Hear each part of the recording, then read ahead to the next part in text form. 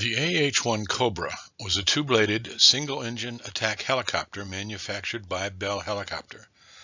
The Bell AH-1 was the first American helicopter designed as an attack gunship. It was used by the United States Army and the United States Marine Corps. The helicopter assumed a central role in combat operations during the war in Vietnam. The iconic American helicopter of the Vietnam War was the Bell UH-1 or UE. These unarmed troop transports were vulnerable to ground fire from enemy forces, particularly as they came down to drop their troops in a landing zone. Without friendly fire support from artillery or other ground forces, the only way to protect the landing zone was from the air, preferably with an armed helicopter. In January of 1965, Bell proceeded with a new design for an attack helicopter. Using the proven transmission, turboshaft engine, and rotor system of the UH-1, Bell produced the forerunner of the AH-1, the Bell Model 209. On September 3, 1965, Bell rolled out its prototype, and 4 days later it made its maiden flight. After a number of modifications, the Model 209 was adopted by the Army as the AH-1.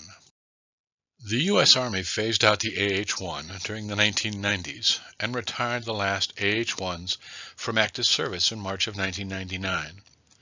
While the Marines are still flying highly modified Cobra gunships, they are due to be replaced in the near future.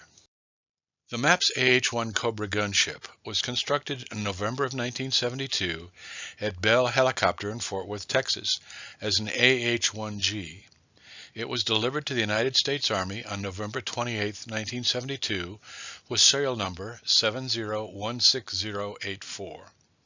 In 1976, it was converted to an AH-1Q by adding tow missile subsystems, and in 1978 to an S version with a more powerful engine and transmission. Although a majority of the service life of this aircraft was spent in units in the United States, 40-16084 was assigned to Würzburg, Germany as part of the NATO contingent in 1976, returning in 1978.